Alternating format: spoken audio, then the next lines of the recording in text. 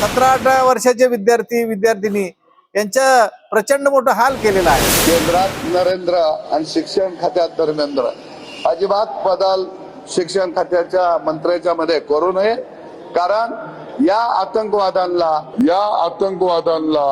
लोकशाहीच्या मार्गाने निश्चितपणानं सरकारनं उत्तर द्यावं, जशास तसं उत्तर हा माजलेला सदाशिवराव खोत हा विधान परिषदेचा आमदार आहे, जो चाटुगिरी करतो आणि विद्यार्थ्यांना दहशतवादी म्हणतो आणि भविष्य काळामध्ये जो दिसेल तिथं माणसं त्याला जोड्यानं मारतील हा आदेश सेटचा जो परीक्षेचा विषय देशामध्ये झाला, त्यामध्ये अनेक विद्यार्थ्यांनी प्रचंड कष्ट करून परीक्षेची तयारी केली, परंतु परीक्षेच्या अगोदर काही वेळ, काही तास, काही दिवस पेपर फुटला आणि अनेक विद्यार्थ्यांचं जे नशीब होतं किंवा त्यांनी केलेलं कष्ट वाया गेलं।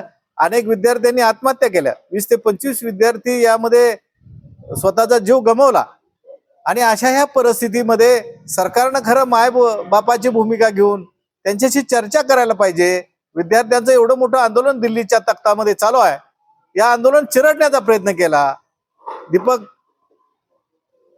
दिपके हा अत्यंत नेतृत्व कुशलपणे करत असला तरी विद्यार्थी हे 17-18 वर्षाचे विद्यार्थी विद्यार्थिनी यांच्या प्रचंड मोठा हाल केलेला आहे। अनेक पत्रकारांना मारहाण झालेली आहे। अशा अवस्थेमध्ये सरकार स्वतःची अहमपणाची भूमिका सोडत नाही, विद्यार्थ्याला न्याय देण्याऐवजी त्यांना चिरडलं जातंय, ही अत्यंत वाईट गोष्ट आहे। आणि यामध्ये तेल ओतायचं काम हा माजलेला सदाशिवराव खोत हा विधान परिषदेचा आमदार आहे, जो चाटुगिरी करतो आणि विद्यार्थ्यांना दहशतवादी म्हणतो।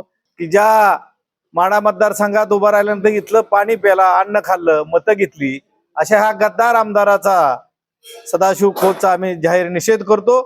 आणि जी अमानुषपणे विद्यार्थ्यांच्यावर लाठीचार्ज केलेला आहे, विद्यार्थी हा देशाचा भवितव्य असणारा घटक आहे, या घटकाला अतिरेकी म्हणणारा सदाशिवराव खोत याचा जोड्याने मारून निषेध करायला पाहिजे। कारण जिथलं खाल्लं तिथंच तंगडी वर करायचं काम त्या महामूर्ख आमदाराने केलेला आहे, त्याचा आम्ही जाहीर निषेध करतो। आणि भविष्य काळामध्ये जो दिसेल तिथं माणसं त्याला जोड्यानं मारतील हा आदेश कार्यकर्त्यांमध्ये दिलेला आहे। आणि त्याने यावं, या माढा मतदारसंघात आणि मान कटावमध्ये त्याचं स्वागत आम्ही जोड्यानं करू, एवढंच या निमित्तानं सांगतो। अशाच महत्त्वाच्या आणि नवनवीन बातम्या पाहण्यासाठी आमच्या माणदेशी आवाज चॅनलला सबस्क्राईब करा आणि हा व्हिडिओ जास्तीत जास्त शेअर करा।